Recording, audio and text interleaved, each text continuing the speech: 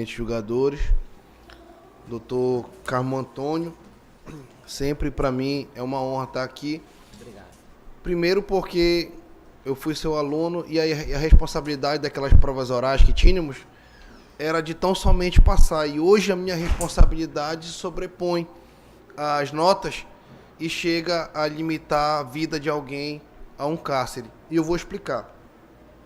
Nesse julgamento, em especial, que aconteceu no plenário do Tribunal do Júri no mês de agosto do ano passado, o réu Silas Almeida, ele teve audiência, ele não foi à audiência, mas foi assistido por advogado.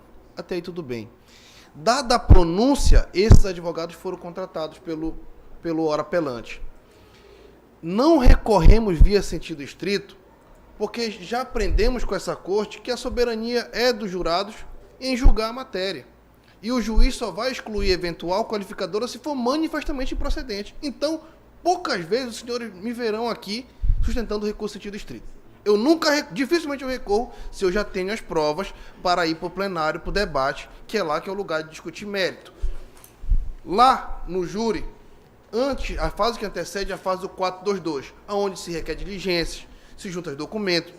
Eu, doutor Carmo Antônio, eu juntei antecipadamente a da acusação, doutora procuradora, os documentos do 422 e as minhas diligências. Sabe por quê, eminente doutor Carlos Torque? A pressa do apelante em ser julgado, porque ele sustentava uma legítima defesa. A pressa.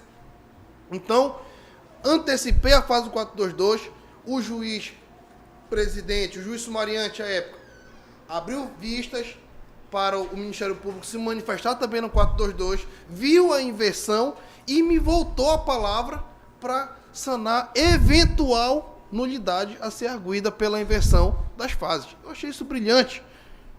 Quando foi no dia do julgamento, e aí eu peço que essa extensão de gravação se estenda para o Tribunal do Júri também. Porque, por exemplo, quando iniciou a sessão, é bem verdade que o artigo 571 do Código de Processo Penal fala que as nulidades ocorridas após a pronúncia deverão ser arguidas ao primeiro momento, sob pena de preclusão. Contudo, antes de iniciar a sessão de julgamento, o juiz falou, está tudo certo a documentação? Eu falei, não, excelência, tem uma documentação que a serventia ficou de juntar e foi deferido. Ele consultou, falou com o assessor à época, e o assessor falou, doutor, já estou encontrando a documentação, porque no site, o acesso que os senhores têm para retirar os laudos da Politec, que a defesa não tem acesso, e nem deve ter. Nesse momento, o juiz falou que iam encontrar, e se certificou com o seu assessor. Iniciou a sessão. Quando iniciou a sessão, encontraram os ditos documentos. Essa é a segunda preliminar. Encontraram os ditos documentos.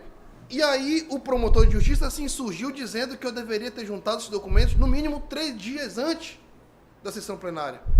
Só que não dependia dessa defesa juntar esses documentos. Não dependia, até porque foram deferidos pelo juízo a juntada desses documentos e não foram oportunamente juntados. E na sessão conseguiram imprimir os documentos. Franqueado para o Ministério Público, os documentos que eu faço referência é o laudo de exame de corpo de delito sofrido pelo apelante, de lesão sofrida pelo apelante, praticada pela vítima, e lesões de natureza de defesa, lesão no braço e lesão na cabeça. O caso ocorreu numa legítima defesa, por isso que essa prova ela era imprescindível, dada sob o princípio do par de nullité sans griffe, que a defesa tem que demonstrar o prejuízo, e o prejuízo aqui é alarmante, o prejuízo aqui é gritante, ao ponto que essa prova demonstraria que a tese seria de legítima defesa sim, tanto que por um voto não prosperou a tese de legítima defesa. Essa é a primeira preliminar. Prometo não me alongar. Nessa preliminar, quando o promotor se insurgiu da juntada deste documento, a defesa consignou em ata. Por isso que não há preclusão. Consignou em ata, e eu peço vênia aqui para leitura bem breve. Consignação na ata ficou dessa forma. Após a intimação da fase do 422, a defesa arrolou testemunhas, juntou documentos e pediu para o juiz, o presidente, decidir pela juntada de laudos, exames de corpo de delito do acusado. Ponto. Exames esses que confirmam as duas agressões, sendo a última mais imprescindível. Olha aqui a necessidade dessa prova. E compatível com a tese de legítima defesa levantada em plenário, inclusive demonstrando lesões de defesa. Por fim, é bem verdade que na abertura dos trabalhos, a nulidade sequer foi arguída, pelo fato da serventia ter procurado no sistema a dita prova. Excelência, eu não estou aqui a tentar me esconder do 571, da abertura dos trabalhos, argui a nulidade, porque a própria serventia se certificou com o juízo que iria juntar o documento já solicitado. A nulidade não partiu da defesa, não partiu da acusação, e sim partiu do juízo. E aí, excelência, eu invoco ali a Constituição, no artigo 5º, 38, a linha A, que o tribunal do júri, sim, tem a plenitude de defesa, e a plenitude de defesa foi mitigada. Segunda preliminar, e serei mais breve do que a primeira. O promotor de justiça solicitou no 422 a oitiva da testemunha chamada Camila Lopes Gomes. Essa testemunha faltou. Solicitaram a condução coercitiva da testemunha, não conseguiram localizar. O que o promotor fez? Passou o áudio da testemunha durante a oitiva das demais. Ora, a minha insurgência não é só passar o áudio. Ele poderia passar o áudio sim em julgamento, porque era uma prova de adjuntada. Agora, ele não poderia passar, ele deveria passar no momento da sua fala. No momento da sua fala, ele poderia reproduzir o áudio, e não no momento da oitiva das testemunhas. Porque como que eu iria contraditar o áudio? Doutor, mas o áudio, a testemunha foi contraditada na primeira fase. Mas é nessa fase agora que nós juntamos as testemunhas imprescindíveis, e tem uma cláusula no próprio Código de Processo Penal. Então eu vejo que essas duas preliminares, ora sustentadas pela defesa do Silas, são intransponíveis, porque relativizam a plenitude de defesa de um réu que não recorreu em sentido estrito, de um réu que pediu celeridade no julgamento, de um réu que antecipou o 422 para ser julgado, porque estava ciente que a tese seria legítima defesa e prosperaria a tese de legítima defesa, assim que por um voto não conseguimos a maioria.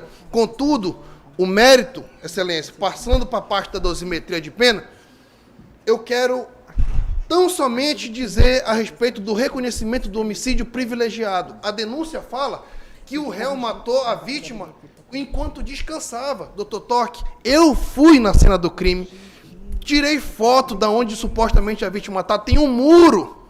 Era impossível o réu ver a vítima dentro da casa. E a morte foi na rua. A morte foi na rua, tanto é que essa lesão que ele sofreu foi através de madeira. Por isso eu solicitei a juntada, e esse cara seria absolvido fácil, porque tinha documento, e aí o recurso seria outro. Um recurso arguindo que a decisão foi manifestamente contrária à prova dos autos. Só que eu não posso sustentar esse recurso, porque a prova sequer foi analisada pelo Conselho de Sentença. Então, para finalizar, no quanto da dosimetria da pena, acredito que merece reparação, porque foi reconhecido por maioria de votos o homicídio privilegiado, e o juiz presidente colocou no patamar mínimo a redução de pena daquele que estava movido por violenta emoção, logo injusta, a provocação da vítima. São os termos. E me perdoe por qualquer excesso. Obrigada, doutor. Com a palavra, então, a doutora procuradora aqui presente.